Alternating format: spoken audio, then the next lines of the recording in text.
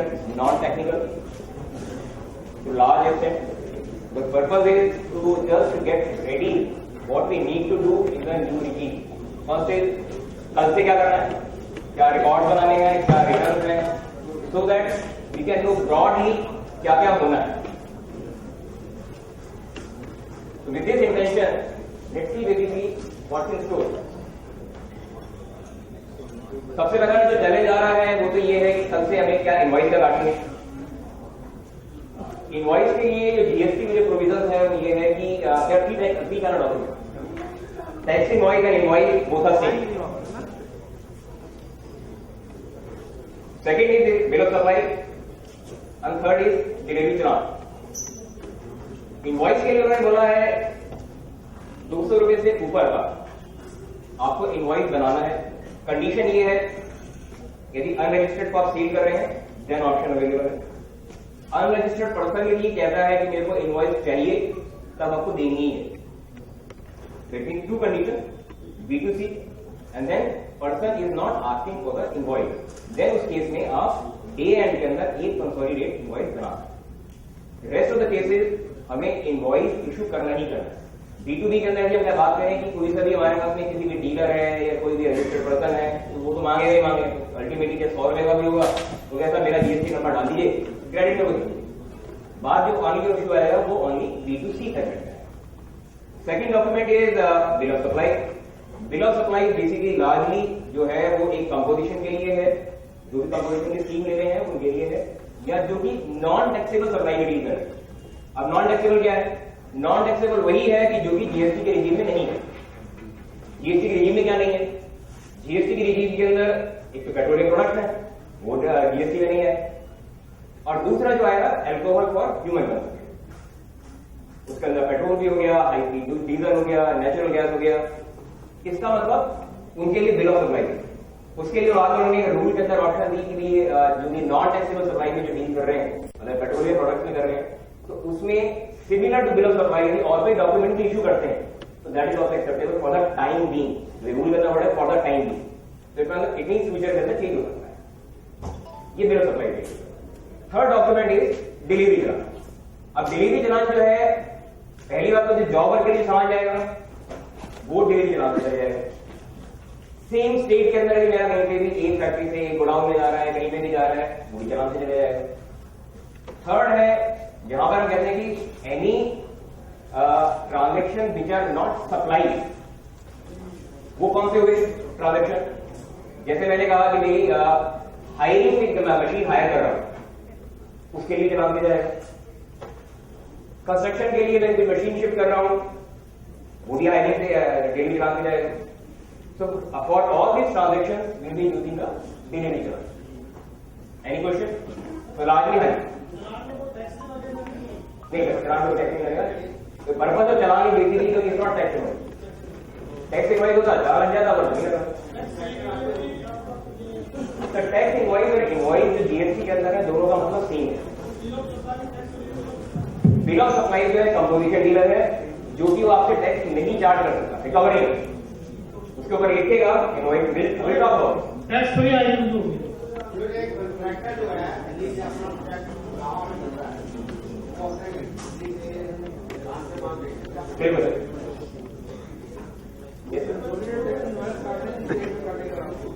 Tax invoice की हो 200 रुपए की बिल नहीं काटना. शाम को मैंने ये नहीं कहा. मैंने कहा है कि पहली बार कि कस्टमर ने यदि आपसे नहीं मांगा तो यदि वो कहता है कि हमें इनवॉइस चाहिए तो देने के लिए, और जो भी वो काटेगा जो भी एप्लीकेबल रेट है प्रोडक्ट के लिए उससे काटेगा. ऐसी है जहां पे फ्लश होता है कई बार. अलग कैरियर साइलेंस प्लीज ये सब कुछ मेरी जहां रश होता है मेरे पास कुछ बोलता वो 200 रुपए किसी का एक में ज्यादा है वो बिल नहीं काटता. शाम को जब मैं वीडियो क्लास बैठूं की देर में बैठूं मेरे पास ये जो आइडिया की आपके पास ये जाएंगे कि आपके पास स्टॉक कितने पीस सेल करा, उसका HSN क्या है, उसके अकॉर्डिंगली रेट क्या है, उसके क्वेश्चन आंसर आप नोट कर लीजिए. क्वेश्चन आंसर बाद में करेंगे, पहले उसको कंप्लीट कर लीजिए. सब क्वेश्चन आंसर का जवाब मिलेगा. जीएसटी के अंदर जो बेस्ट पार्ट हुआ है जिसके अंदर हमें कहीं पर भी कोई फॉर्मेट को स्पेसिफाई नहीं किया। जितने भी जो डॉक्यूमेंट हैं, चाहे इनवॉइस है, चाहे बिल ऑफ सप्लाई है, रिसीव वाउचर है, पेमेंट वाउचर है, सभी में सिर्फ जो बताया गया है वो सिर्फ यही है कि इसमें डॉक्यूमेंट में इंफॉर्मेशन क्या होनी चाहिए। So this is the one of the suggested format based upon कि हमें क्या क्या इंफॉर्मेशन होनी चाहिए। यदि आप देखेंगे इसमें लार्जली सब कुछ सेम ही है, एक्सेप्ट एक आया है जो सीरियल नंबर। इनवॉइस के सीरियल नंबर के लिए जो अल्टीमेटली ट्रांजैक्शन को मैच करना है, तो उसके लिए उन्होंने कहा जो आपको जो इनवॉइस का जो सीरियल नंबर है पहले तो 16 कैरेक्टर से ज्यादा नहीं होना चाहिए। बस दूसरा, आप इसमें अल्फा न्यूमेरिक जो भी यूज करना चाहे कर सकते हैं, और ओनली 2 स्पेशल कैरेक्टर यूज कर सकते हैं, स्लैश या गैप हाइफन। कोई स्पेस नहीं होगा, कुछ नहीं होगा। ओनली किस तरह से आपको इनवॉइस बनानी, इसके अंदर आपको यदि मल्टीपल सीरीज रखनी है मल्टीपल सीरीज रख लीजिए, जैसे भी करना कर लीजिए। सपोज अगर मैं कहता हूँ कि मेरे पास में दिल्ली के अंदर है, मेरे पास में 10 गोडाउन है, अब 10 गोडाउन के अंदर मैं सभी को सेम नंबर से करूँ तो कैसे काम ले लेगा। तो उसके लिए आपका बेसिकली जो लॉजिक है, यदि आप ये देखेंगे कि इसके अंदर स्टॉक के अंदर हमने बोला कि आप यहाँ पर कहीं पे भी यूनिट है, यूनिट को भी आप कहीं भी बीच में इंक्लूड कर सकते हैं, payment voucher, whatever the way you want to control it, आप उसके हिसाब से मैनेज कर सकते हैं। So option is been given how you manage the basically your transaction. Only restriction is कि पूरे साल के अंदर there should be unique number, duplication होनी चाहिए, तो अल्टीमेटली मैचिंग रहेंगे तो ऐसी जिस तरह चल रही है रेसिपिएंट के पास में, तो वो मैच होता है। सेकेंड थिंग इज जो रिसिपिएंट जो अनरजिस्टर्ड है, तो 50,000 या 50,000 से ऊपर उसका नाम पता होना चाहिए। B2C सेगमेंट के मामले कोई सा भी कंज्यूमर है, उसकी यदि 50,000 या 50,000 से ऊपर की बिलिंग है, तो उसके अंदर उसका नाम पता होना चाहिए। अभी जो रूल नोटिफाई करा है उसके अंदर ये उन्होंने ऐड कर दिया, यदि लेस देन 550,000 है and if the customer demand कि मेरे वाले जो पर्टिकुलर है नाम पता स्टेट कोड इंक्लूड करना है, then you have to include, मतलब you can not deny. Ultimately तो बात करते हैं कि 10,000 रुपए का यदि इनकम टैक्स कर दिया तो खर्चा क्लेम करना है, यदि सभी के ऊपर हमने कैश लिख दिया, कहीं पे लिख दिया, how you claim that? So that is the reason they are included. They are being in this notified जो GST रूल्स है उसके।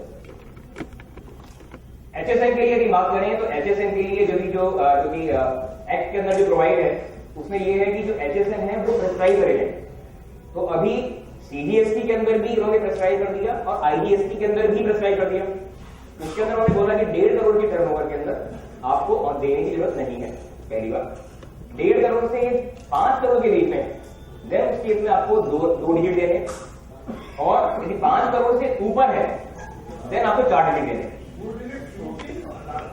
तो चैप्टर कोड हो गया, चैप्टर कोड हो गया। इंपॉर्टेंटली इसके अंदर जो एक्सपोर्ट और इंपोर्ट के लिए जो था, जो कि एडवाइजरी में आ रहा था, वो उन्होंने 8 डिजिट यहाँ पे स्पेसिफाई नहीं करे।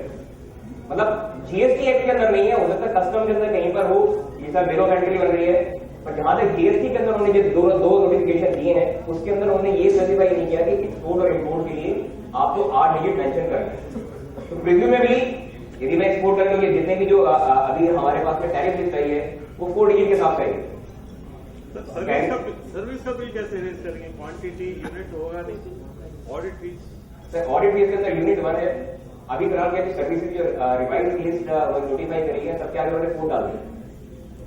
इससे बोला आप इंटरनेशनल में सॉफ्टवेयर देखेंगे तो उसमें क्या होता है कि वो कहते हैं कि आप क्वांटिटी 1 सर इंटरनेशनली यदि सपोज आप किसी भी सॉफ्टवेयर को यूज करेंगे इवन सर्विसिंग के लिए, वो उसको एक यूनिट की तरह कंसीडर करता है। आपने कहा था ऑडिट सर्विस 1 यूनिट, 2 एंटिटी की करिए 2 यूनिट, दैट इट। तो बेसिकली आपको यूनिट है तो वहां पर आप कहेंगे ना वाली 1 प्रोडक्ट वाले 1 सर्विस प्रोवाइड करेंगे। तो कॉलम सब करने हैं, रेट जैसे रेट है, यूनिट है, क्वांटिटी है, this is given by the GST. ये सारे कॉलम भरने हैं। ऐसा नहीं लिखा कि वेरिएबल एप्लीकेबल से नहीं लिखा। आगे चलिए कल क्वेश्चन नहीं रह जाएगा, आगे नहीं पहुंचेगा, आप नहीं पहुंचेगा। सर आईजीएसटी का कॉलम मतलब कौन सा स्टेट है, किस स्टेट में जा रहा है, so that it become easy to identify किस स्टेट की सप्लाई। ठीक है, इंपॉर्टेंट है कि ये जो फ्रेट इंश्योरेंस पैकिंग चार्जेस है ये भी आपके इसमें इंक्लूड हो गए। इसका मतलब ये है कि ये बेसिकली जो फॉल कर रहे हैं कंपोजिट सप्लाई के अंदर, तो जो आपके आइटम का रेट है वही फ्रेट का रेट लगेगा। अब इसके अंदर आपकी किस इनवॉइस के अंदर 12% का आइटम भी हो सकता है, 5% का भी हो सकता है और 18% का भी हो सकता है। तो फ्रेट का भी बेसिकली एलोकेशन होगा, उसके अकॉर्डिंगली आप बिल करेंगे। तो then you can design the format accordingly. Another thing basically यहाँ पे मेंशन करना है कि amount of tax subject to reverse charge. यदि सपोज आपने किसी को जो भी आप बिलिंग कर रहे हैं, जैसे गुड्स हैं, गुड्स के अंदर हमने स्पेसिफाई करना है कैश्यू नट का है उसमें, तो उसमें जो जीएसटी पे करना है वो रिसिपिएंट को पे करना है। तो आप जिस समय भी कोई इनवॉइस रेज करेंगे उसके अंदर लिखेंगे कि whether you are paying it और other recipient is paying the tax. That is the reason of specifying over है ना। ये वाला amount of tax subject to reverse, ये आपको बताना है कि बेसिकली आप पे करेंगे। अभी जीटीए के अंदर होता है, ट्रांसपोर्टर पे भी होता है, उसमें होता है कि आप कंसाइनर पे कर रहा है, कंसाइनी पे कर रहा है या ट्रांसपोर्टर पे कर रहा है, उसी के ऊपर, so that there is no confusion.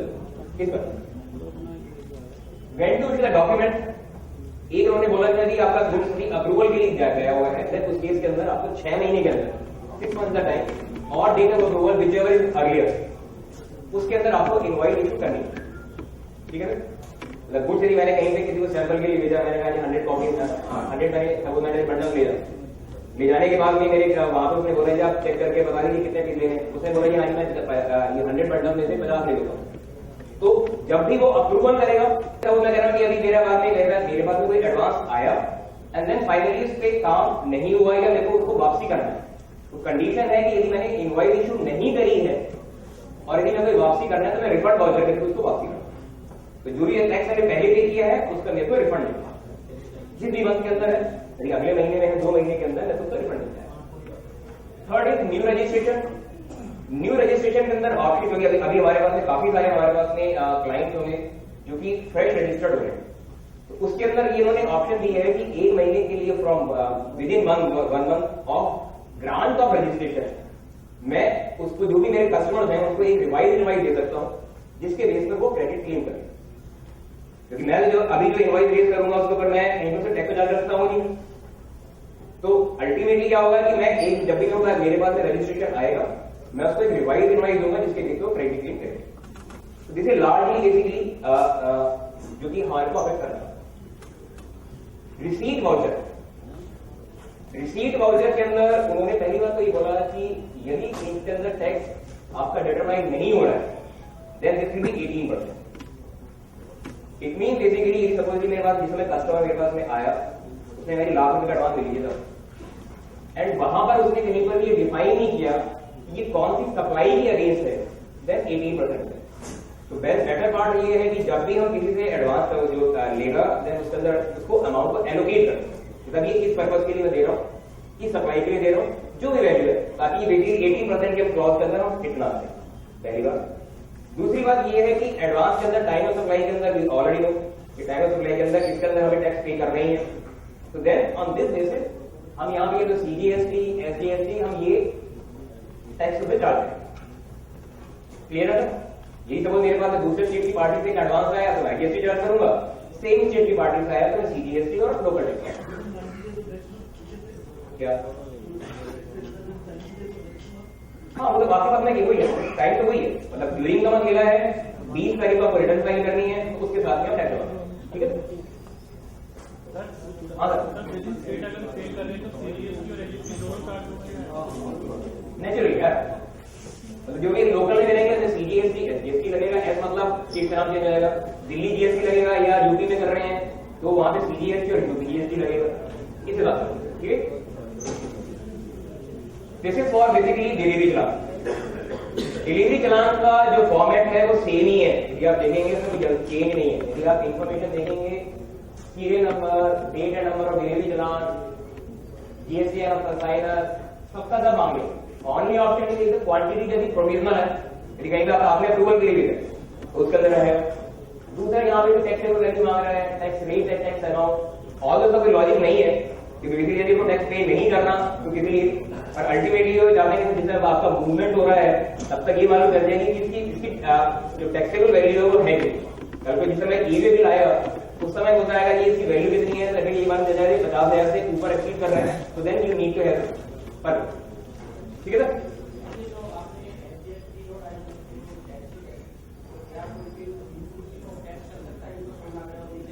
Sir GST के अंदर ये वाला कॉन्सेप्ट जो है आपको आपकी इनवॉइस के अंदर टैक्स जो बेस वैल्यू और टैक्स अमाउंट दोनों इंडिकेट होना चाहिए। इंक्लूसिव टैक्स का जो कॉन्सेप्ट है जीएसटी में नहीं है। बिल्कुल आपको टैक्स अमाउंट बताना ही पड़ेगा।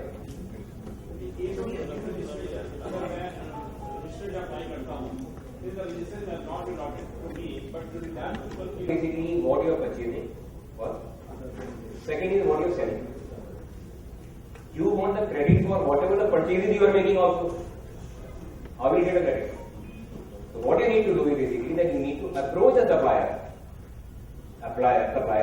and then so that he can modify his sale and include your GST number so that he gets the credit. First part. Okay?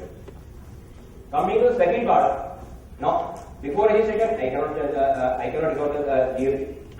Now, what I will do basically that I will basically recover what is the total value, and then I will while issuing the revised invoice in 1 month. At that point of time, I will basically show these amounts separately, and then put his GST number so that he can gain the credit. I think I give this away. Because ultimately, during जब तक आप unregistered हैं तब तक आप उससे charge कर सकते हैं टेक्निकली। तब तक आप यही करेंगे कि but only thing is that the great thing is that यहाँ पे जो जीएसटी में जो रजिस्ट्रेशन है वो काफी फास्ट है। 3 दिन के अंदर नॉर्मल चीजें हैं और हो ही जाता है। तो our advice is basically to first get the registration and do the work rather than you enter into the entire work. ठीक है ना? Purchase from unregistered person. बड़ा क्यू एंड क्राई हुआ 9-4 सबने कहा था कि अल्टीमेटली काम चलेगा कैसे। मेरे को डेली में हर एक ने एग्जाम्पल दिया था चाय वाले से चाय कैसे लेंगे, इंग्लिश का टैक्स पे करेंगे। इसलिए उन्होंने क्या किया कि 5,000 की पेंशन देनी पड़ी। फॉर्चूनेट चाय ही कवर हो पाई, ये रिपेयर ही कवर हो पाएगा। More over important part is कि दिस इज ओनली फॉर जो नोटिफिकेशन आया है वो ओनली इंट्रा स्टेट ही आया है। इंटर स्टेट के लिए कोई नोटिफिकेशन नहीं। जितने भी एफएक्यू रिलीज हुए हैं उस एफएक्यू में बड़ा क्लियरली लिखा हुआ है this is the primary responsibility of that supplier to get registered. अब यहां तक तो जवाब दे दिया, अब उसके आगे मैं क्या करूं वो एक बड़ा क्वेश्चन रहता है। Section 5(4) of IGST does not deal with exemption. तो टेक्निकली यदि जो भी मैं इंटर स्टेट में परचेज कर रहा हूं, क्योंकि मेरे पास अगर कोई बिल आ रहा है कहीं पर, तो मेरा कोई आदमी गया जयपुर के अंदर गया, वहां से जाके सामान खरीद के लेके आ गया। अब वो तो अनरजिस्टर्ड है, हो सकता है 20 लाख की लिमिट अवेल कर रहा हो। अब या तो मैं उससे कहूँ कि भैया नहीं तो रजिस्ट्रेशन दे, वो तो ये सामान खरीद तो ही आ रहा है, थोड़े यही बोलेगा घंटा बोलेगा। बिल आपके बुक में आ गया, बिल आपकी बुक में आ गया तो वो तो आपको सेक्शन 5(4) ही दिखाएगा था आईजीएसटी का है जिसके अंदर आपकी रिवर्स चार्ज की लायबिलिटी है। मोर ओवर एक पेमेंट वाउचर को इशू करना है, जो नेक्स्ट डॉक्यूमेंट है पेमेंट वाउचर। सर 5,000 पर पर्सन पर डे है। This is consolidate limit. If you read the word very clearly, this is the aggregate value of taxable supply from any or all unregistered suppliers. Taken together.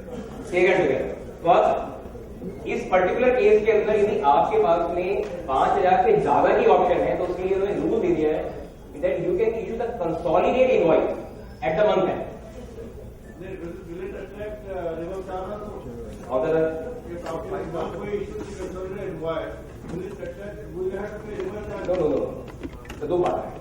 पहली बात ये 5,000 exempt हुई है। अब question आया कि 5,000 से बियॉन्ड की बात, तो उसके लिए उन्होंने कहा है कि देखेंगे where aggregate value exceed ₹5,000 per day. तो where of the value exceed ₹5,000 then you can issue the consolidated. क्योंकि अभी एक क्वेश्चन ये आ रहा था कि मैं दिन के अंदर 5,000 परचेज करता हूं तो will I issue the separate invoice daily. तो उसके लिए उन्होंने कहा कि साहब आप एक कंसोलिडेटेड इनवॉइस इशू कर दीजिए, आपकी रिक्वायरमेंट ज्यादा है।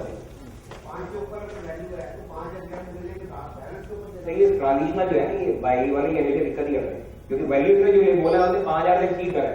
I don't know normal case में हम रजिस्ट्रेशन की बात करते हैं उस समय हमारे पास ये क्वेश्चन आ रहा था कि 5 में करेंगे क्या होगा, उसने बोला था 5,000 से एक्सीड करेंगे देन उसके ऊपर ओनली जो एक्सेस वैल्यू है ओनली वही कवर्ड है। मेरे हिसाब से टेक्निकली आप वही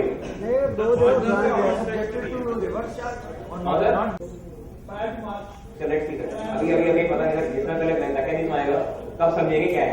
अभी तक उन्होंने बोला है क्योंकि ultimately it will roll back to that year, ultimately year to financial year से भी बिलोंग करेगा। हाँ नहीं, if you go to the this is for credit and debit no. उस ओनली जो रिक्वायरमेंट है इसमें जो खास है वो ये है कि आप लोग रिवाइज टैक्स इनवॉइस लिख रहे हैं and then date and invoice number of original invoice या क्रेडिट एंड डेबिट नोट की आपको मेंशन कर रहे हैं। मतलब इसमें आप टर्नओवर डिस्काउंट दे रहे हैं किसी को, देन आपको उसके साथ में रिलेट करना है कि आपने कौन कौन सी इनवॉइसेस है टर्नओवर डिस्काउंट दिया है। तो इनवॉइस नंबर इसके ऊपर मेंशन होना चाहिए।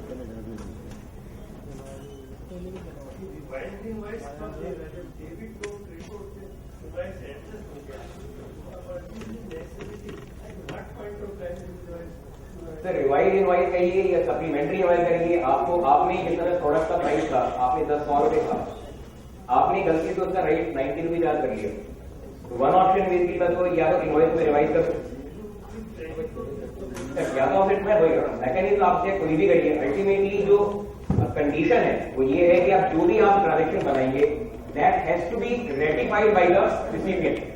यदि उसने नहीं किया आप डॉक्यूमेंट का नाम कुछ भी दे दीजिए, आपसे सप्लीमेंट्री इनवॉइस दे दीजिए चाहे आपसे डेबिट नोट दे दीजिए चाहे क्रेडिट जो भी बोले, पर अल्टीमेटली कंडीशन है वो पहले सामने वाले जो आपका रिसिपिएंट है उसे एक्सेप्ट करें। ठीक है, क्योंकि अल्टीमेटली मैं कहीं पे कोई क्रेडिट के अंदर रिडक्शन क्लेम कर रहा हूं तो that has to be accepted by reduction in ITC by that person. ठीक है, let's not do the terminology, let's not do that. Basic purpose इन करेगा। यदि सपोज आपका डिलीवरी चलान के साथ में जा रहा है तो उस केस में एक साइनर कॉपी होगी और एक आपके पास में ट्रांसफर कॉपी। ठीक है सर, अगर रिसीवर खुद ले जाता है कंसाइनमेंट को देन अल्टीमेटली वो अपने साथ में दोनों को दोनों कॉपी रखेंगे, खुद ही लेके जाता है। सेल्फ ट्रांसपोर्टेशन इनवॉइस तो बनेगा ही बनेगा, बेसिकली ट्रांसपोर्टर कॉपी के अंदर वो अपने साथ में उसको लेके जाने की जरूरत है।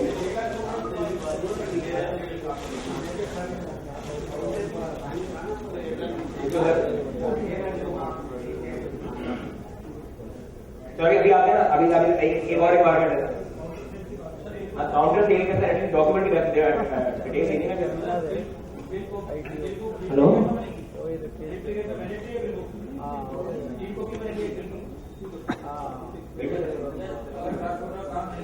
ट्रांसपोर्टर के केस के अंदर आपको देखना सेल्फ में नॉर्मल केस हो सकता है कि आप ऐसा तो है नहीं कि आप दोनों का काउंटर ही कर सकते हैं, उस केस में आप 2 कॉपी बनाएंगे। Hello excuse sir, hello hello कहाँ है आपको गाड़ी कर रहे हैं? हाँ जी,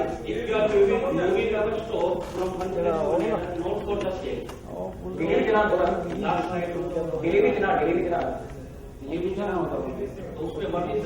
विद इन द स्टेट के लिए डिलीवरी चलान वैल्यू क्या होगी उसकी? सर वैल्यू तो आपको मालूम है ना कि उसकी जो भी सामान लेके जा रहा है वैल्यू क्या है, वैल्यू वही आप इंडिकेट करोगे।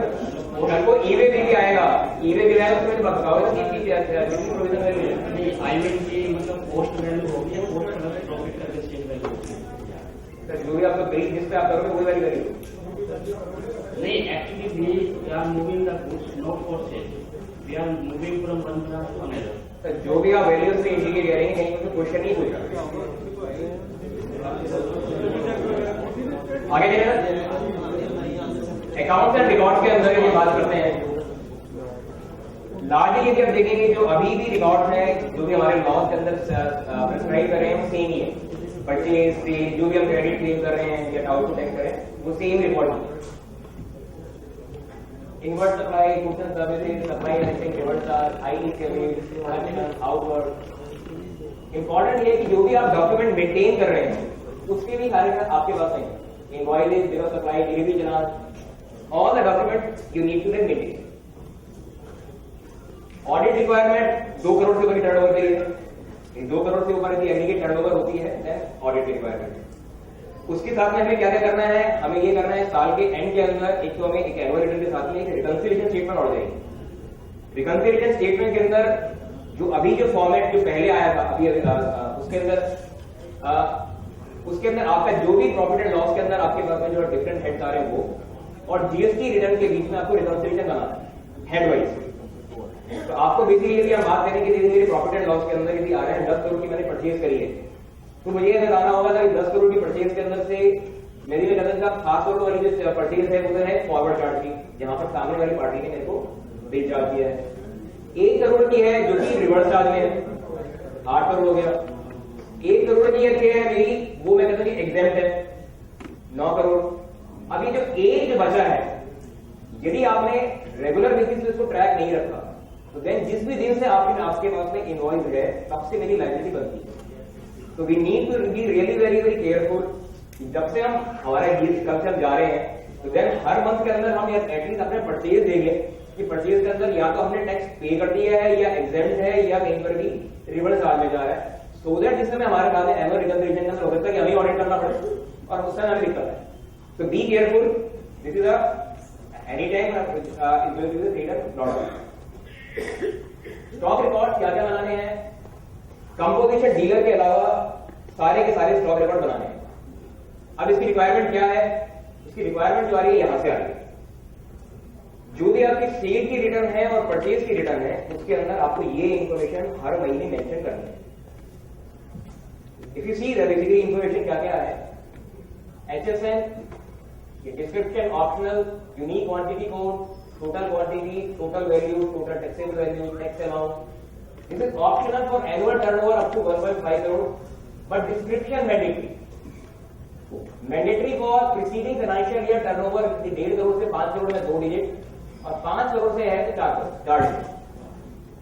तो इसका मतलब ये है कि मेरे पास में जितना भी सेल और परचेज है मंथली बेसिस पे मैं जीएसटी की साइट पे सबमिट कर रहा हूं। अब इसमें एक चैलेंज आ रहा है, चैलेंज ये आ रहा है कि आपके पास में जो भी रिवर्स चार्ज के अंदर है उसके लिए 1.5 करोड़ के लिए उसको तो कोई कोड मेंशन करना नहीं, पर हो सकता है कि आपकी जो टर्नओवर है 5 करोड़ से ज्यादा की, तो आप क्या करेंगे? तो अब इसका मतलब ये होगा कि जिससे भी आप सामान परचेज कर रहे हैं वो तो चाहे जैसे भी इनवॉइस दे, पर मुझे उसके बिहाफ पर HSN को स्पेसिफाई करना पड़ेगा, मेरे को आइडेंटिफाई करना पड़ेगा कि उसका HSN क्या है, क्योंकि अल्टीमेटली ये इन्फॉर्मेशन भरवा लेते हैं, ये तो मुझे परचेज की इन्फॉर्मेशन करनी है, सेल की करनी है, दोनों चीजों में इन्फॉर्मेशन मुझे भरनी है। तो इसलिए मेरे लिए ये अकाउंटिंग जो भी स्टॉक रिकॉर्ड है इसको मेंटेन करना काफी जरूरी पड़ जाता है, otherwise I want to be able to fill this information. ठीक है sir?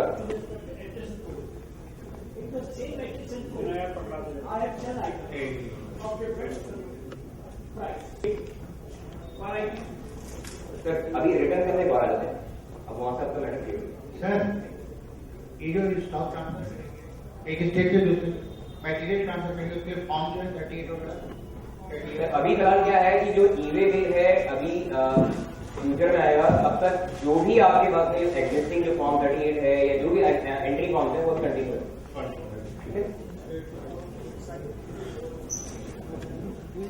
Weather records of advances to be maintain, yes, जो भी आपके पास में एडवांस आए हैं या जो भी आपने रिवर्स चार्ज से जो एडवांस दिए हैं उसकी आपको डिटेल मेंटेन करनी है, कितने एडवांस आए, कितने एडजस्टमेंट हुआ, इसकी डिटेल आपको मेंटेन करनी है।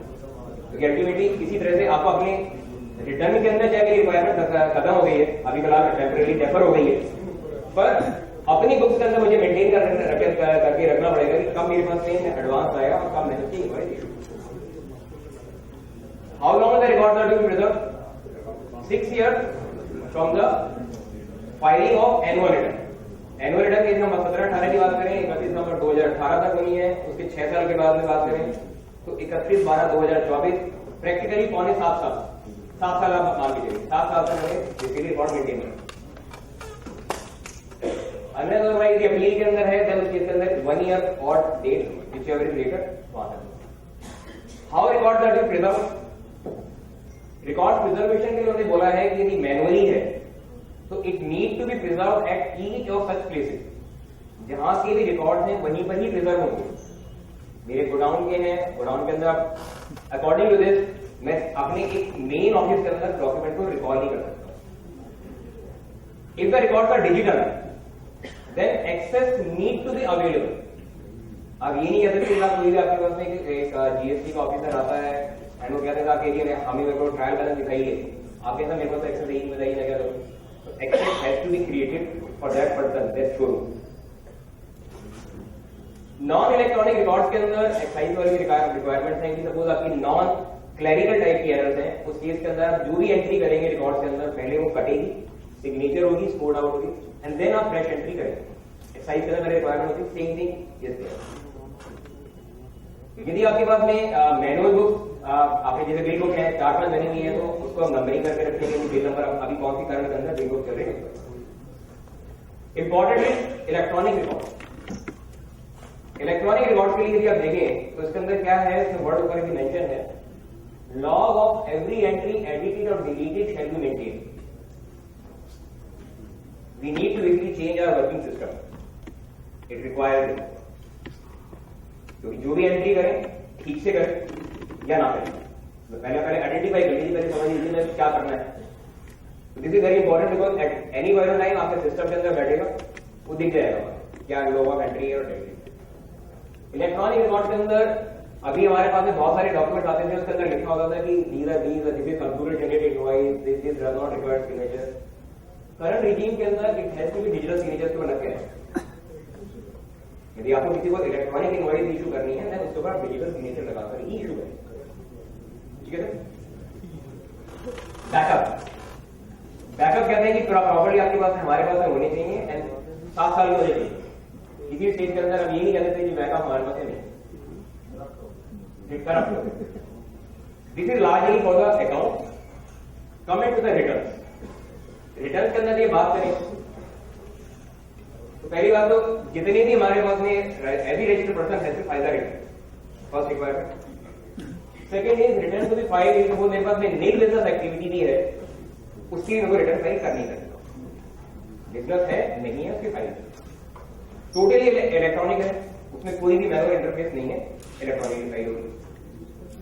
To be file for each GST act. यदि मेरे पास में मल्टीपल यदि मेरे पास में वर्टिकल बिजनेस वर्टिकल्स हैं, आईएलसी है, टीडीएस है, सबकी रिटर्न मेरे को फाइल करनी है, ठीक है।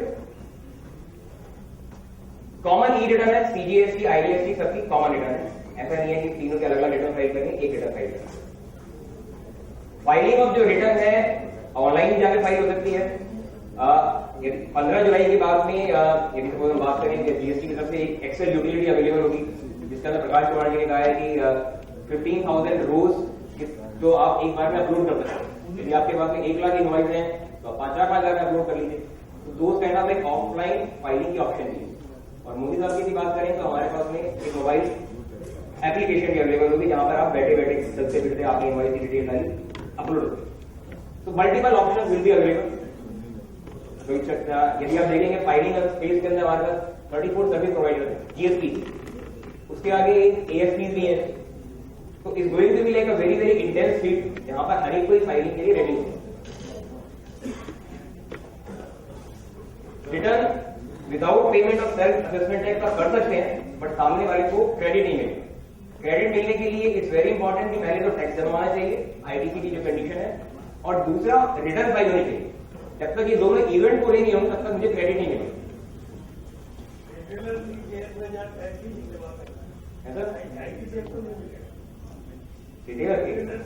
B2C की बात करें, B2C में आप रेट कौन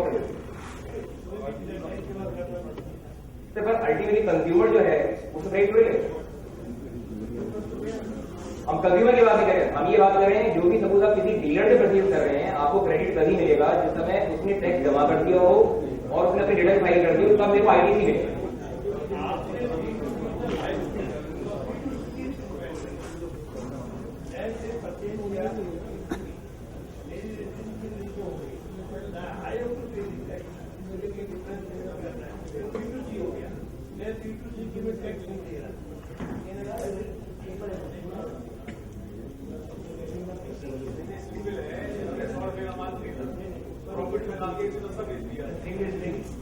रिटर्न तो एक ही है ना, अब जो B2C की रिटर्न और B2B की अलग से करते हैं।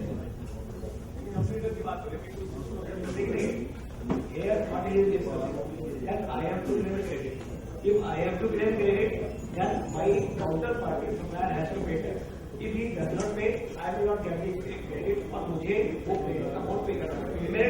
मैं रिटेलर हूँ, मैंने आप जो माल लेता हूँ होलसेलर लेता हूँ, होलसेलर की B2B मेरी पैकिंग मुझे सी में यानी मुझे कोई एक्स्ट्रा टैक्स देना, मैंने टैक्स नहीं दिया, और B2C का जो सी का डिफरेंस है लेकिन मैं पे नहीं करता। सर अल्टीमेटली इसके लिए होगा ये कि आपके पास में यदि हम आपकी लॉगिंग के अंदर बात करें तो आपके पास परचेज तो आपके पास आ गया, ठीक है, आगे सेल नहीं कर रहे हैं, वट एवर अल्टीमेटली टैक्स पे नहीं कर रहे हैं ना, अब टैक्स पे नहीं कर रहे हैं ना, मेरे पास परचेज आ रही है पर सेल नहीं आ रही, आज यही हो रहा है। और आपके पास में हर महीने आपका स्टॉक बढ़ रहा है, आपकी मदद सिंपल ये है, इनका प्रश्न कर रहे हैं ना, टैक्स पे करेंगे सर, प्रश्न जी प्रश्न संदीप जी जो मैं समझ रहा हूँ ये कह रहे हैं कि मैंने 1 लाख का माल खरीदा, मैंने तो जाएगी ना।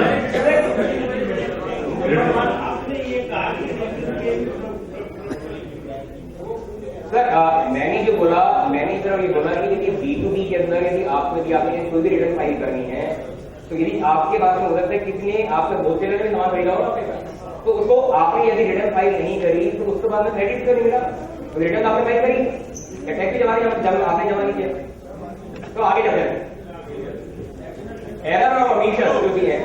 अगर 10 तारीख को गवर्नमेंट का server has to move, we are not looking at basically that we are like stopping.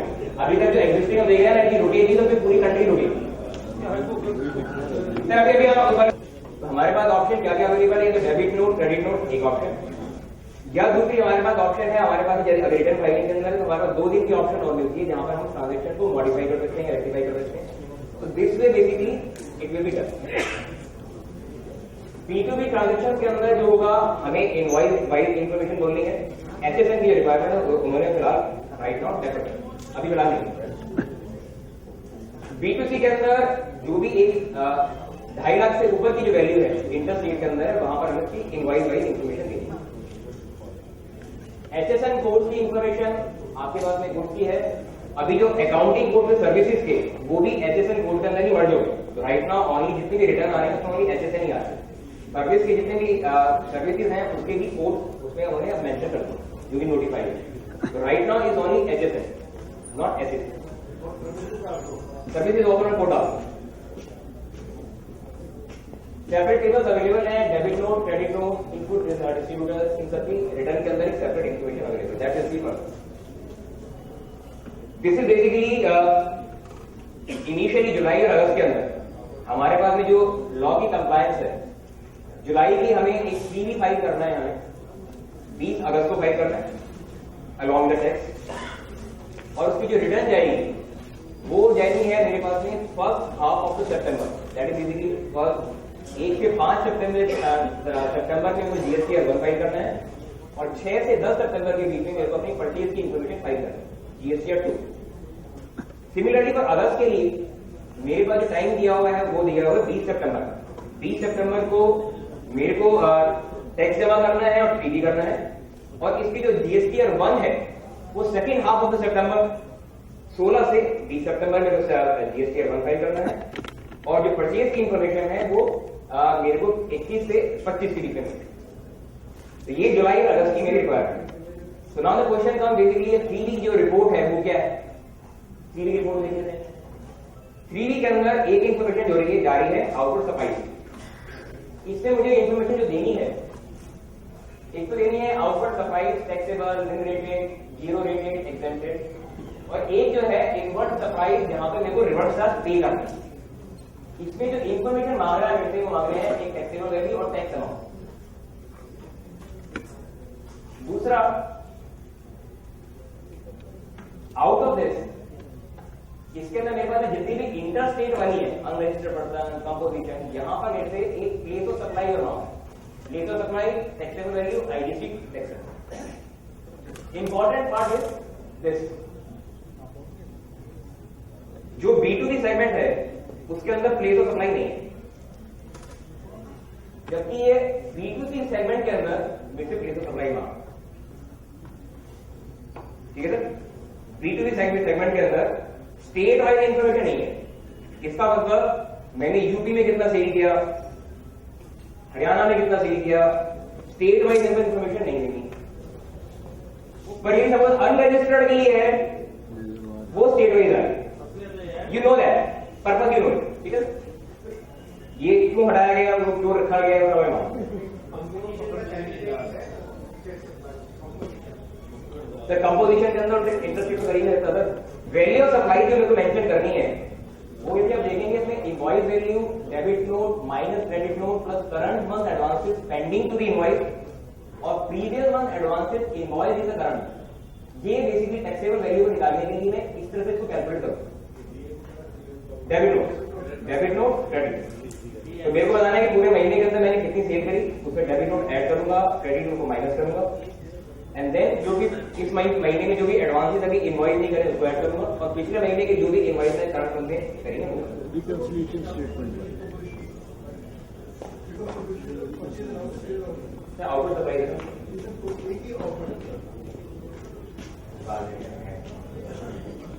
Inward supply की बात करते हैं। इनवर्ट सप्लाई में क्या इन्फॉर्मेशन नहीं है। इनवर्ट सप्लाई के अंदर मुझको बताना है कि आईटीसी अवेलेबल कहां है। तो एक जो भी मैं इंपोर्ट करूंगा गुड्स के अंदर, सर्विस के अंदर, वो इन्फॉर्मेशन होगी। इनवर्ट सप्लाई जो भी रिवर्स चार्ज के अंदर है, जहां पे मैंने पे किया उसके ऊपर मैं क्लेम करूंगा। इनवर्ट फ्रॉम आईएसडी और आईटीसी, और इसके अंदर मैं करूंगा लेस आईटीसी रिवर्स। रिवर्स कौन से वाले, जो कि पार्शियल है, जो कि पार्शियली बिजनेस में यूज हो रहे हैं या पार्शियली नॉन टैक्सेबल में यूज हो रहे हैं। इसके बाद में मेरे पास निकल के आ जाएगा नेट आईटीसी अवेलेबल। एक इंफॉर्मेशन मुझे बतानी है इन एलिजिबल आईटीसी, जो कि मेरे पास है मोटर व्हीकल, फूड बेवरेज, जो भी इन एलिजिबल आईटीसी है उसकी इंफॉर्मेशन बतानी है।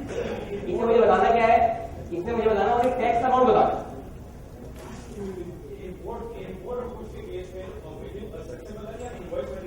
सर मैंने अभी आगे तो इनवर्ट सप्लाई को बतानी है यहाँ पे कंपोजिशन, नेम रेट, एग्जाम, इसके अंदर ओनली बताना है कि मेरे पास में इंटरस्टेट और इंटरस्टेट। यहां पर आपके पास में इनवर्ट सप्लाई वैल्यू आ रही है, यहां पर आपकी कोई वैल्यू ही नहीं आ रही, ओनली टैक्स अमाउंट ही आ रहा है। ठीक है, मतलब जो भी आपने आईटीसी क्लेम कर रहे हैं जिसके ऊपर, उसकी वैल्यू नहीं जानी है 3V के बाद। 3V के अंदर आपके पास में अभी परचेज वैल्यू आपसे नहीं मांग रहा है, आपसे कह रहे हैं आप जो भी टैक्स है उसकी इन्फॉर्मेशन मुझे बता। तो बाद में पूछेंगे किस स्टेट का जो एडजस्टमेंट है वो बाद में पूछेंगे, कौन से स्टेट को क्या देना है, क्या लेना है, वो बात का बात। उसके अंदर एक 5000 से कम महीने की रिवर्सल नहीं है, करेक्ट? फूड के ऊपर रिवर्सल का क्रेडिट नहीं है। अगर 5000 से कम है तो वो पे ही नहीं करता, रिवर्सल का बात है। तो फिलहाल आप तो टैक्स अमाउंट ही मांग रहे हैं, तो फिलहाल परचेज तो मांग ही नहीं रहा। नहीं तो वहां पे तो सेल हो जाएगी ना। तो आप एक दिन के परचेज में एक्सेप्ट करेंगे एंड देन उसके बाद राइट क्लेम करेंगे, रजिस्टर करेंगे। नहीं 5000 से कम परचेज करेंगे रेट पे, और फूड का कुछ बोल नहीं, और वो 5000 का देखे नहीं है, कॉस्टिंग नहीं बढ़ेगा। हाँ कुछ नहीं है, कॉस्टिंग नहीं बढ़ेगी। 5000 से कम के अंदर आप किसी होटल में जाके रजिस्टर करें या फिर लगाए तो बाजार से शुरू में लगाया, बाजार में बोले बोले लगाएगा। अगर पहले था तो उनको रिवर्स चार्ज पे करना था, कॉस्टिंग बढ़ गई, क्रेडिट में लगा। अब तो फिलहाल टैक्स पे करना ही नहीं था, नहीं करना तो बात बात ही का तो कॉस्टिंग कम होगी। कॉस्टिंग कम होगी। क्रेडिट तो चार्ज है दोनों, ना उसने चार्ज किया ना मैंने पे किया, देना पड़ता तो क्रेडिट मिल रहा था।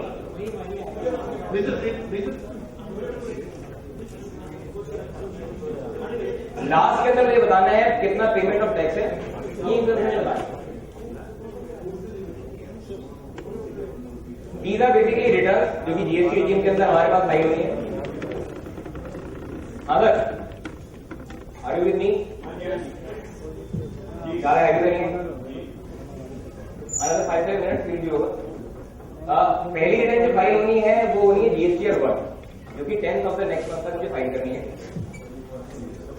जैसे ही मैं रिटर्न फाइल करूंगा, ये वाली जो रिटर्न की जो डिटेल्स हैं वो सामने वाले के पास में उसको एडिटिंग के लिए ऑप्शन अवेलेबल है। यदि हम बात करें कि जो भी इंफॉर्मेशन है उसके अंदर ये है कि जैसे जैसे आप अपलोड करते जाएंगे सामने वाले के पास में विजिबल होगी, ओनली थिंग उसको एडिट नहीं कर पाए। इनको चेंज करना है, गलती हो गई तो उसके अकॉर्डिंगली वो चेंज करा लेगा। 11 तारीख को उसके पास में एडिटिंग की ऑप्शन अवेलेबल है। तो 11 तारीख को वो क्या कर सकता है कि जो 15 तारीख का करना है उसके अंदर वो इनवॉइस को ऐड, डिलीट, मॉडिफाई तीनों काम कर सकता है। जैसे ही वो काम ये करेगा 15 तारीख अपनी फाइल करेगा, 2 दिन के लिए सप्लायर के पास में कॉपी आ जाएगी टू एक्सेप्टेड, बेसिकली कि जो भी मेरे सप्लायर ने अगर जो भी मेरे कस्टमर ने जो भी चेंजेस करे हैं उसको वो एक्सेप्ट करना है, रिजेक्ट करना है। एज्यूमिंग दैट उसने एक्सेप्ट कर लिया तो देन उस केस के अंदर उसकी सेल की रिटर्न, मतलब उसकी परचेज की रिटर्न और मेरी सेल की रिटर्न दोनों की दोनों एक्सेप्ट होती है। नेक्स्ट जो रिक्वायरमेंट आती है वो आती है कि आपके पास में मंथली रिटर्न फाइल करनी है 20 तारीख तक, 20 तारीख तक रिटर्न फाइल करनी है, और एक कंपोजिशन के केस के अंदर 18th ऑफ द क्वार्टर के लिए कि मेरे पास ऑप्शन रिटर्न फाइल है। इसके अलावा जो टीडीएस है फिलहाल अभी डेफर हो गया है, अगले प्रोविजन नोटिफाई नहीं हुआ, उसके 10 तारीख तक रिटर्न फाइल होगी, और जो भी टीडीएस सर्टिफिकेट इशू करने हैं 5 दिन उसको इशू करना। एनुअल के अंदर जो रिक्वायरमेंट है एक जीएसटी 9 है, जिसके साथ मैंने बात करा कि रिकंसिलिएशन स्टेटमेंट फाइल करनी है। कंपोजिशन वाला जो फाइल करेगा वो 9A फाइल करेगा, और ये 31 दिसंबर तक फाइल करेगा। ऑनलाइन के अंदर ये आपके पास में ये जो लेजर्स हैं, आईटीसी लेजर, कैश लेजर, ये आपके पास में अवेलेबल है। दैट इज अभी क्या इंफॉर्मेशन हमें जो B2C सेगमेंट के अंदर जब भी हम रिटर्न फाइल करेंगे जीएसटी 1 के अंदर, उसके लिए हमें क्या फाइल करना है। यदि हमारा B2C सेगमेंट है पूरा और 2.5 लाख से कम के लिए मैं सेल कर रहा हूँ इंटर स्टेट के अंदर, उस केस में मुझे इंफॉर्मेशन जो फाइल करनी है ये करनी है, GST rate, taxable value, tax amount, place of supply, इन सबको इंटर स्टेट कोई मेरे कस्टमर बोल देता है तो उस पर्पज के लिए, और ई कॉमर्स के थ्रू कर रहा हूँ उसका नंबर, ये मेरे को ऑनली इंफॉर्मेशन जो फाइल करनी है। यदि B2C इंटर स्टेट के अंदर 2.5 लाख से ऊपर है, उस केस के अंदर आपको एडिशनल इंफॉर्मेशन देनी है, इनवॉइस नंबर, डेट, वैल्यू, ऐसे नहीं देंगे, ठीक है sir. B2B UIN reverse charge, इस केस के अंदर आपकी जो इंफॉर्मेशन फाइल होनी है, ये तो मैंने जो बात करी जीएसटी रेट, इनवॉइस नंबर, एक इंफॉर्मेशन आप और ऐड होगी जीएसटी नंबर। तो मतलब B2B लेवल के अंदर जो भी हम UIN जिसको भी है, एम्बेसी वाले हैं या गवर्नमेंट में भी वाले होंगे जिनको UIN अलॉट होगा, उस केस के अंदर उनका UIN नंबर जाएगा, इनवॉइस नंबर, डेट, वैल्यू, ये इंफॉर्मेशन देगा। इसके अलावा आपके पास में मंथली आपके पास में इनवॉइस में जो चेंज हुआ है, जो B2B UIN है, इसके अंदर कोई इनवॉइस के नंबर की इंफॉर्मेशन गलत फाइल हो गई तो आप जाके चेंज कर सकते हैं। आपको ओनली इनवॉइस नंबर ओरिजिनल वाला सेलेक्ट करना है and then you can change that. Advance की इंफॉर्मेशन है तो गलत हो गया तो चेंज करो। B2C सेगमेंट के अंदर बात करते हैं, जहां पे लोकल के अंदर भी ये कर रहे हैं या 2.5 लाख से कम है, उसके अंदर आपको ओनली मंथ चूज करना है। सपोज आपने कहा कि मेरे पास में अगर हम सितंबर में रिटर्न फाइल कर रहे हैं और हमने कहा अगस्त का में चेंज करना है, तो अगस्त का मंथ चेंज करेंगे और वैल्यू चेंज करेंगे। सपोज किसी लोग हमें क्रेडिट नोट देना है, तो क्रेडिट नोट देने के लिए सपोज हमने हमारे पास में पिछले महीने की वैल्यू 10 लाख की है और मैंने 10,000 का क्रेडिट नोट दिया, तो 10 लाख में 10,000 की वैल्यू कम करके यहाँ पे वैल्यू करती है। एडवांसेस के अंदर मेरे पास में जो इन्फॉर्मेशन है अभी पहले भी हुआ करती थी, वो ये थी कि आपके पास में हर एक एडवांस के बारे में आपको इंडिविजुअल इन्फॉर्मेशन देनी है। अब जो रिटर्न के अंदर है आपको ग्रॉस लेवल पर बताना है कि मेरे पास में कितने एडवांस आए और कितनी मैंने उसके अगेंस्ट इनवॉइस इशू कर दी। इंडिविजुअल एडवांस वाइज या इंडिविजुअल उसके अगेंस्ट जो भी इनवॉइस दी है उसके बारे में आपको इन्फॉर्मेशन नहीं है। इंपॉर्टेंट ये है कि ये हमने डिस्कस कर लिया, ये जितने भी आपने डॉक्यूमेंट बनाए हैं अपने ऑर्गेनाइजेशन के अंदर, या इनवॉइस और आउटवर्ड सप्लाई है, debit note, credit note, receipt voucher, payment voucher, आपको बताना है कि आपने ड्यूरिंग द मंथ कितने डॉक्यूमेंट इशू करें। ये कहां बताना GSTR 1 में सर, सेल की रिटर्न के अंदर, सेल की रिटर्न में बताना है कि मैंने कितनी इनवॉइस काटी, कितने डेबिट नोट काटे, कितने क्रेडिट नोट काटे, डिलीवरी चालान जॉब के लिए कितना गया, सीरियल नंबर फ्रॉम टू। तो वर्चुअली आपकी जो सेल बुक है हर महीने फाइनल हो रही है। आप देखें एक तो क्वांटिटी की इंफॉर्मेशन है, एक डॉक्यूमेंट की इंफॉर्मेशन है। सर ये बताइए सर जो भी है, पर अल्टीमेटली आपके पास में एक बैक डेट वाली जो ऑप्शन है उसका कैसे बता देंगे। गवर्नमेंट कह रही है बहुत सिंपल है,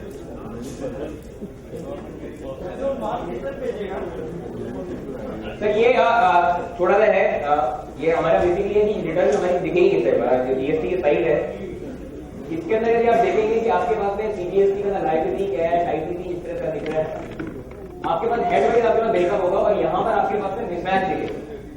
तो आप मिसमैच देख सकते हैं, मिसमैच यदि क्लिक करेंगे तो आपके पास में किस परसेंटेज मिसमैच आ रहा है, ये इन्फॉर्मेशन आपके पास में विजिबल साइट के ऊपर। ये डिफरेंट टेबल्स अवेलेबल है जहां पर आप इनवॉइस आपने बनाई है और जो अमेंडमेंट करा है, ये सारी इंप्लीमेंट जैसे आपने इस वाली इनवॉइस के अंदर भी चेंज करा वो इस अमेंडमेंट वाली टेबल के अंदर अवेलेबल है। दिस इज द, यदि आप ऑनलाइन जाके इन्फॉर्मेशन भरना चाहते हैं इनवॉइस, तो आपको जो इन्फॉर्मेशन भरनी है हिसाब से दिस एनुअल रिटर्न, इसके बारे में हम ऑलरेडी डिस्कस कर चुके हैं। इनपुट क्रेडिट एडजस्टमेंट के अंदर दिस इज सीजीएसटी का जो क्रेडिट है वो आपका एचजीएसटी के अगेंस्ट एडजस्ट नहीं होगा, इंट्रा एडजस्टमेंट नहीं है। आईजीएसटी का जो क्रेडिट है बेसिकली पहले आईजीएसटी से जाएगा, फिर सीजीएसटी से जाएगा एंड देन एचजीएसटी से जाएगा। तो we need to follow this order जिस समय हम अपने अमाउंट को सेट ऑफ करें।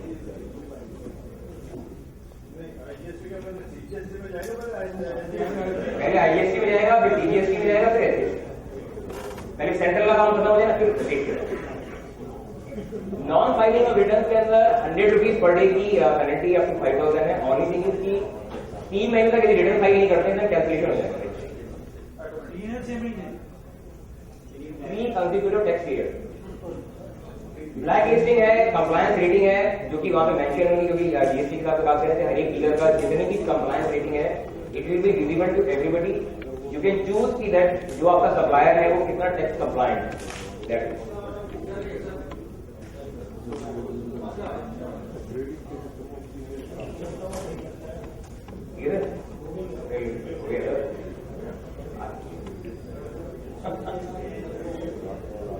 चलिए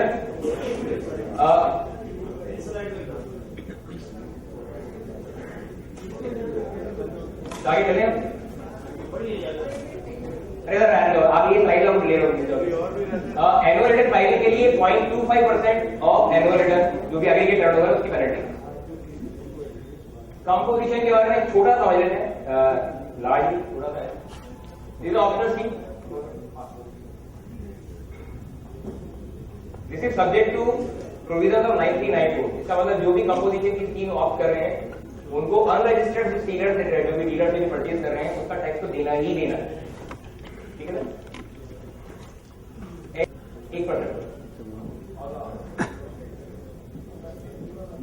और अनदर कंडीशन ये कि वो जो भी अपने जो कस्टमर है उससे कोई टैक्स कलेक्ट नहीं करेंगे और उनको कोई आईटीसी मिलेगा नहीं।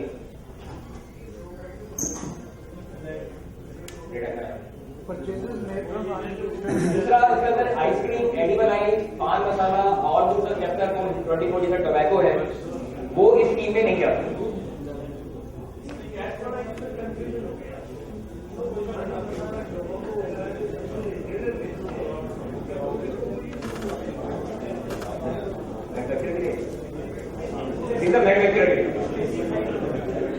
This is basically for the specified manufacturer, retailer is covered in. आगे कंडीशन बोलो क्या है, और रिस्ट्रिक्शन और नहीं, अभी कंडीशन बदल नहीं है। पहली बात ये सप्लाई और सर्विस के अंदर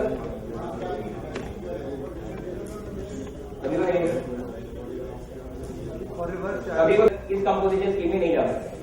प्रोफेशनल जो भी हैं वो इस स्कीम में नहीं जा रहा, इनके लिए स्कीम नहीं बनी। हमारे कंपोज मतलब आप 75 लाख बोलोगे रिटर्न लाइसेंस कौन से होंगे सर? ऐसा मेरे अकेडमी में कुछ एक गलती से है मेरे को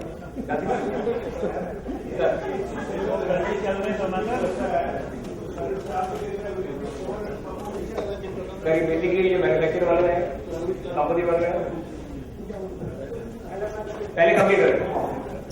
supply of goods which are not leviable उनके लिए स्कीम नहीं है। जो भी आपके बाद में जो जीएसटी में जो कवर्ड नहीं है, पेट्रोलियम प्रोडक्ट है, बाकी सब जो भी डील कर रहे हैं उनके लिए स्कीम अवेलेबल नहीं। इंटर स्टेट आउटवर्ड सप्लाई आप नहीं कर सकते हैं, इसके अंदर किसी दूसरे स्टेट में सेलिंग आप नहीं कर सकते। परचेज कर सकते हैं पर दूसरे स्टेट में सेल नहीं कर सकते। इलेक्ट्रॉनिक कॉमर्स ऑपरेटर के थ्रू यदि आप ऑपरेट कर रहे हैं देन ऑल्सो आप स्कीम में नहीं जा सकते, ठीक है सर।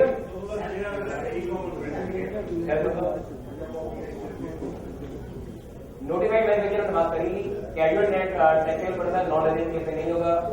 जो भी रजिस्ट्रेशन के टाइम पे मेरे पास है स्टॉक अनरजिस्टर्ड सप्लायर से लिया है उस केस में मेरे को पहले टैक्स पे करना पड़ेगा, देन ओनली मैं स्कीम में आऊंगा।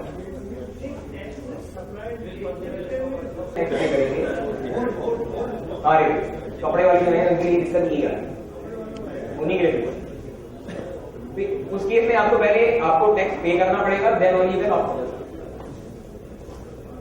दूसरी कंडीशन ये है कि जहां कहीं पे भी ऑल ओवर इंडिया के अंदर जो पैन है उसके अंदर सबके अंदर ही एप्लीकेबल होगा। Now, whether I can opt for this compensation scheme because that photostat machine is a service, and will that be covered in that? Service के अंदर आ गया जो भी वर्क कॉन्ट्रैक्ट के अंदर इसके जो सर्विस है, आपका प्राइमरी जो वर्क है वो आपका सर्विस है। हाँ जी, नहीं मेनली हमारी स्टेशनरी है, वो है ना स्टेशनरी सेल, स्टेशनरी गुड्स की सेल है मेनली 90% इसकी stationery goods sale, rest of it is just photostat from the photostat machine. Composition scheme is to be decided as per the nature of the person. मैं आपसे बढ़िया illustration बताता हूँ। हाँ जी, ठीक है कि सपोजिंग आपको क्लियर हो जाएगा। हाँ जी, मैं लैपटॉप ट्रेडर हूँ। हाँ जी, ओके सर, लैपटॉप ट्रेडर होगा तो मैं ट्रेडर हो गया तो मेरा रेट है 0.5 प्लस 0.5 1% पे करूंगा। ठीक है। मैं अब दूसरा बिजनेस और स्टार्ट, मैं सब कुछ अज्यूम करके चल रहा हूँ बिजनेस 75 लाख। अब मैं दूसरा बिजनेस स्टार्ट करता हूँ जिसमें मैं डेस्कटॉप की असेंबली करता हूँ। ठीक है, okay, now I become the manufacturer. तो क्वेश्चन थोड़ा राइज, क्या मैं अपने टर्नओवर को बाइफरकेट करूं? Answer is no, because the rate has been prescribed as per the nature of the person. तो immediately my entire turnover would be taxable at 1+1 जो manufacturer का रेट है। अब मैंने तीसरा एक और काम शुरू कर दिया, मैंने कहा कि अच्छा जो मैं कंप्यूटर की फॉर्मेटिंग भी कर देता हूँ। ठीक है, now I become the service provider. ठीक है, अब क्वेश्चन ये है कि मैं बाइफरकेट करूंगा, I am out of this. Sir मैंने पहले आपको बोल दिया, आप आंसर आप 4 दफे पूछे, 3 दफे पूछे। Moment I become service provider, right, because this category is based upon the nature of the company. Rate पूछे आपसे। ठीक है, और लास्ट है बिल ऑफ सप्लाई के जो भी इशू होगा उसके ऊपर composition taxable person not eligible to collect tax mention होगा। एंड आपको बड़ा अपनी एस्टेब्लिशमेंट के बाहर लिखना होगा कि composition taxable person on every notice sign board I am into the composition.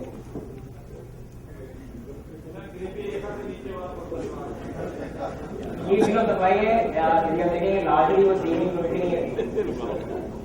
Now finally, these are new regime. There are always a नए regime है, नए challenges हैं। जितनी clarity रख लेंगे उतना ही बेटर कर पाएंगे। रेस्क्यू के लिए जो है only knowledge। Thank you sir.